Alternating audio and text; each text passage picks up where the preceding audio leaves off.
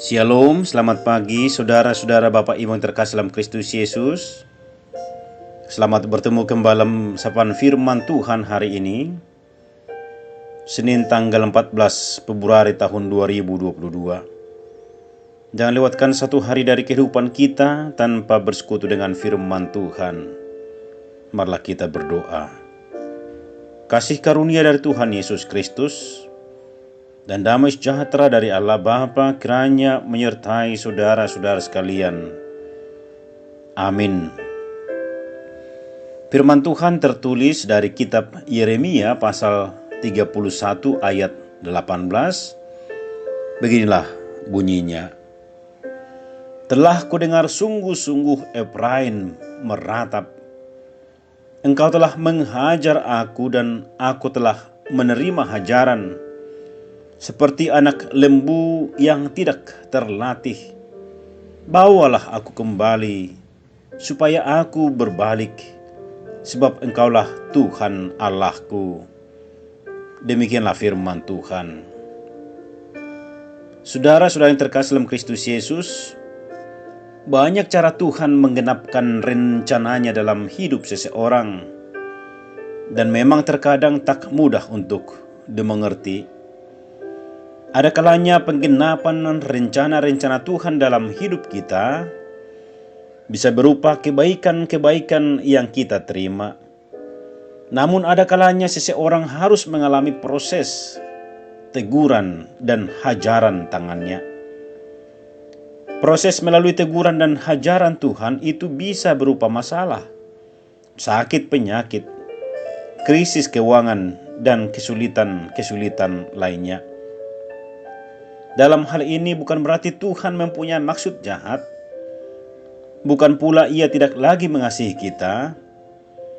Tuhan harus berlaku keras dan menyatakan murkanya karena Ia mendapati kita sudah berjalan melenceng dari rencananya, tak lagi menghiraukan peringatan-peringatannya. Saat ditegur dan dihajar Tuhan, kita benar-benar merasakan perih dan sakit.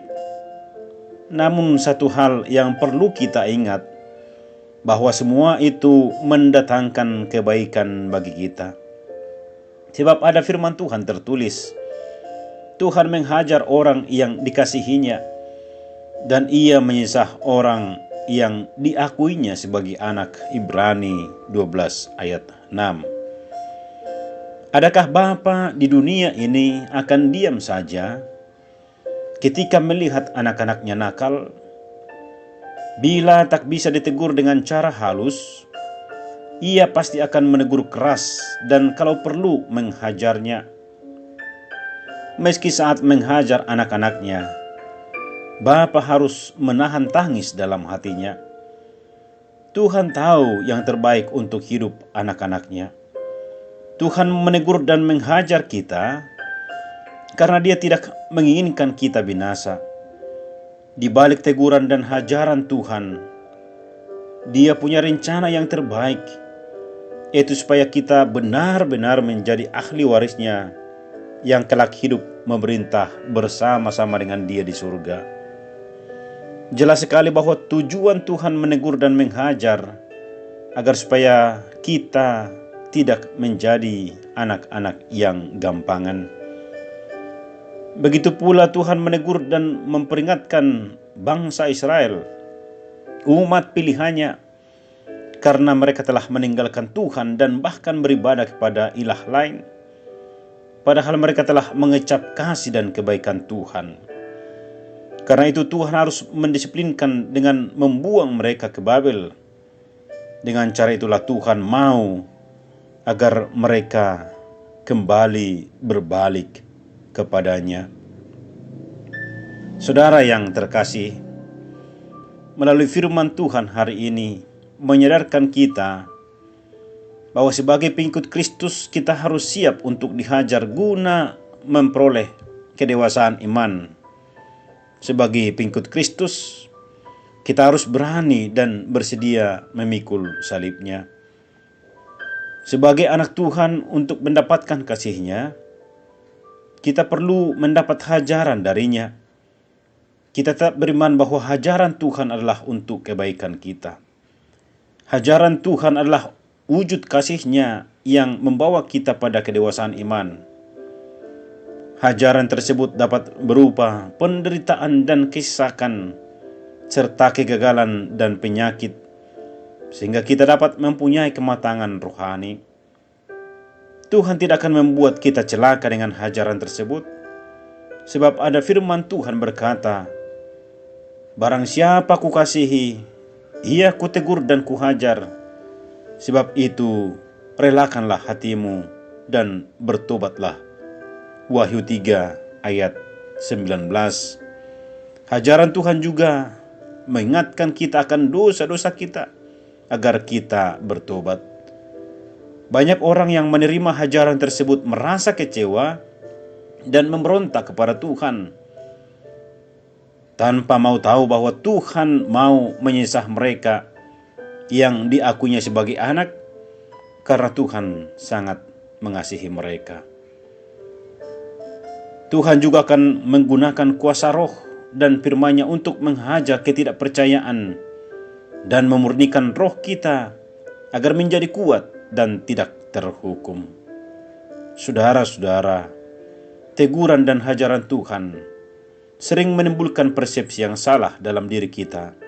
Padahal di balik semua itu, Tuhan punya rencana yang indah untuk kita. Amin. Marilah kita berdoa. Bapa dalam surga, dalam Kristus Yesus, terima kasih untuk firman hari ini.